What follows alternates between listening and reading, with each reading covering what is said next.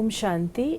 आज 18 अगस्त 2021 है और आज के बाबा के साकार रूप से चले हुए मधुर महावाक्यों को स्पष्ट करेंगी आदरणीय आशा दीदी। ओम शांति दीदी। ओम शांति। बाबा ने कहा, मीठे बच्चे, पर चिंतन छोड़ अपना कल्याण करो। तुम सोने जैसा बनकर औरों को रास्ता बताओ। तो पर चिंतन को आप डिफाइन कैसे करते हैं? बाबा के अलावा अगर हम कुछ सोचते हैं उसको पर चिंतन कहेंगे? जैसे आपने एक बार सूक्ष्म गति भी बताई थी, जो दादी ने आपको बताई थी। पर चिंतन क्या है? पर चिंतन माने किसी भी दूसरे के बारे में सोचना, स्वचिंतन के विपरीत। इसमें इसका परिप्रेक्ष्य है कि यदि मैं कोई कारोबार की बात करूँ तो वो तो पर चिंतन नहीं है। कोई मैं अपनी स्टडी अध्ययन कर रही हूँ, वो पर चिंतन नहीं है। परंतु कोई अन्य आत्माओं को बुद्धि में रख करके कुछ कर रहे हो, नेगेटिव बात कोई। और दादी जानकी ने तो यहाँ तक कह दिया कि भाई आप क्यों बैठ के सोच रहे हो उनके बारे में, सेवा के लिए भी। दादी ने तो ये भी कहा। तो वास्तव में इसकी दादी ने हमको गहराई रियलाइज कराने के लिए कहा। बाकी ज़रूर विद्यार्थियों के लिए तो हम प्लान तो करते ही हैं ना, तो वो परचिंतन नहीं कहेंगे उसको, लेकिन उस परिप्रेक्ष्य में दादी ने रियलाइज कराने के लिए कहा। क्यों नहीं आप ये लक्ष्य रखते हो कि जो बात है उसको हम धारण कर लें। प्रश्न है, अशरीरी बनने का अभ्यास जो सदा करते रहते हैं उनकी मुख्य निशानी सुनाओ। वे हट से अपनी कर्मेंद्रियों को वश नहीं करते, लेकिन उनकी कर्मेंद्रियां स्वतः शीतल हो जाती हैं। हम आत्मा भाई भाई हैं, ये स्मृति स्वतः रहती है। देह अभिमान छूटता जाता है, नाम रूप का नशा खत्म हो जाता है, दूसरों की याद नहीं आती है। दूसरों की याद नहीं आती, नाम रूप का नशा टूटता जाता है। जितना जितना हम लोग देही अभिमानी बनते हैं, जितना तो बाबा को याद करते हैं, जितना जितना हम योगी जीवन में आते हैं, तो वो जो पास्ट के हमारे संस्कार हैं वो समाप्त होना शुरू हो जाते हैं। तो धीरे धीरे इन चीज़ों से हम मुक्त हो जाते हैं, आत्मा साफ हो जाती है। बाबा ने आज का जो मुरली में जो गीत है वो है, तू प्यार का सागर है। बाबा ने कहा ये कोई सिर्फ प्यार का सागर नहीं, ज्ञान का सागर है। ज्ञान और अज्ञान, ज्ञान को दिन, अज्ञान को रात कहा जाता है। ज्ञान अक्षर ही अच्छा है, अज्ञान अक्षर बुरा है। अज्ञान है, आधा कल्प है ज्ञान की प्रारब्ध, आधा कल्प है अज्ञान की प्रारब्ध।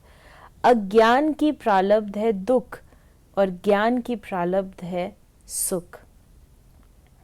इस प्रकार बाबा ने हमें ज्ञान और अज्ञान के बारे में बताया।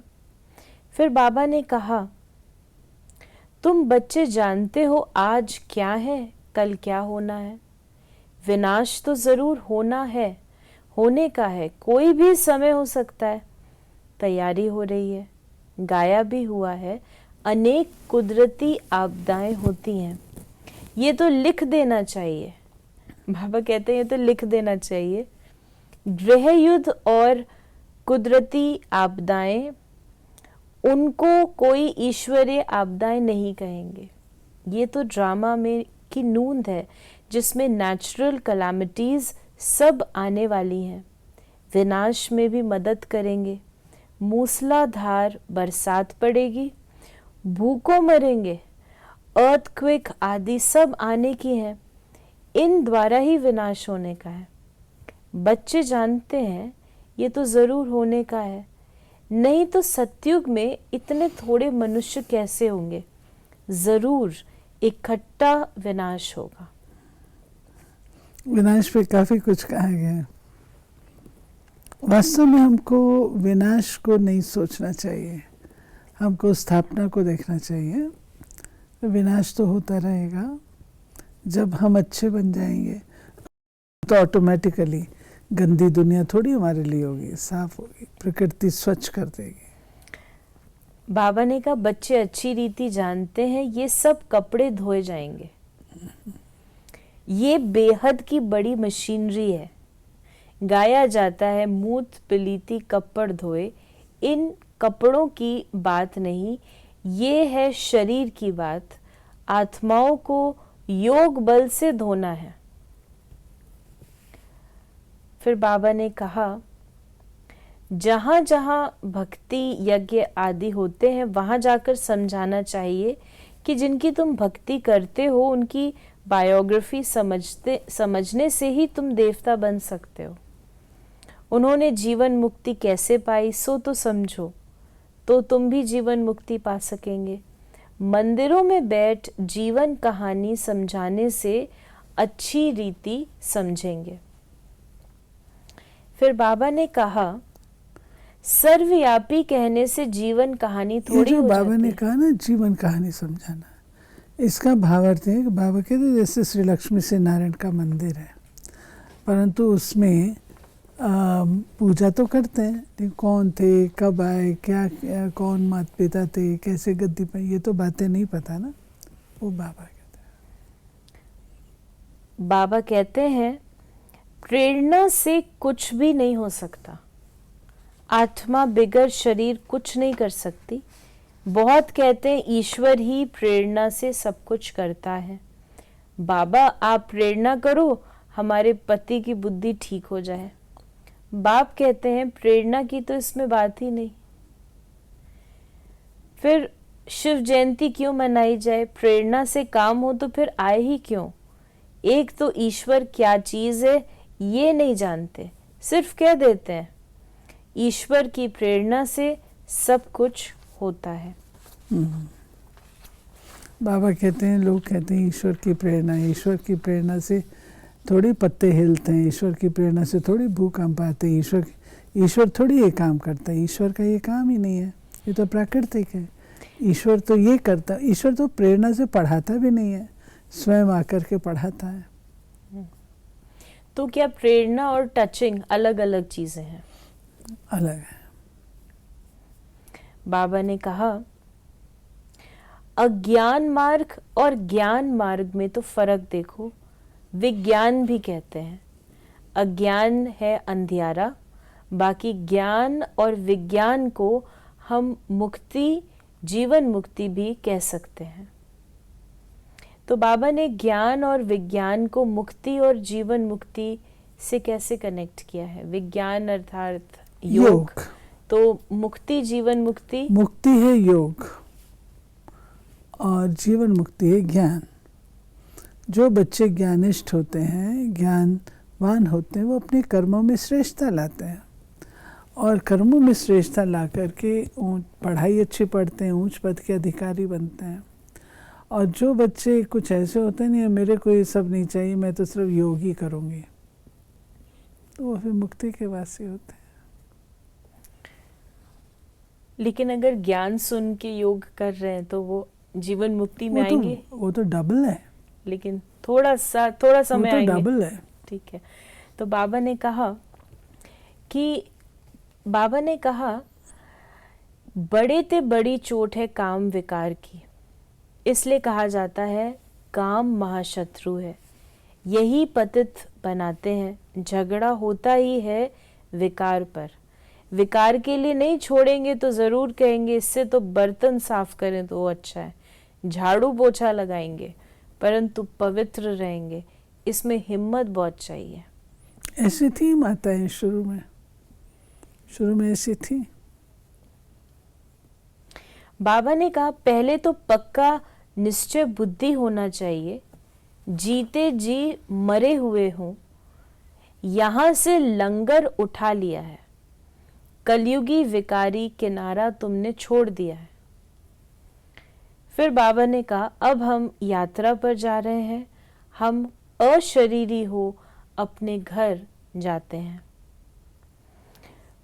बाबा ने कहा बुद्धि में याद रहे कि ये तो कब्रिस्तान है, फिर हम सुख धाम में जाएंगे। हमको बाबा वर्षा देने की युक्ति बता रहे हैं। पावन बनने के लिए हम योग में रहते हैं। याद से ही विकर्म विनाश होंगे, तब आत्मा शरीर छोड़ेगी। यात्रा कितनी वंडरफुल है। सिर्फ बाप को याद करो, अपनी राजधानी को याद करो। इतनी सहज बात भी याद नहीं पड़ती। अल्फ को याद करो बस, परंतु माया वो भी याद करने नहीं देती, मेहनत लगती है। बाबा ने कहा कि तुम भाई बहन हो गए, आपस में भाई भाई भी हो और भाई बहन भाई भी हो, प्रवृत्ति मार्ग है ना। फिर बाबा ने कहा कि वो तो हठ योग हो गया, तुमको योग से काम लेना है। क्या योग बल से तुम वश नहीं कर सकते हो? जितना जितना आत्म अभिमानी होते जाएंगे तो कर्मेंद्रियां शांत हो जाएंगी। देखिए, बाबा कर्मेंद्रियों को जीतने का माध्यम बताते हैं, वो है योग। जितना योग आप करेंगे, समझेंगे मैं कौन हूँ, मैं इनकी मालिक हूँ, तो कर्मेंद्रियों को आप नियंत्रण में रख सकते हैं।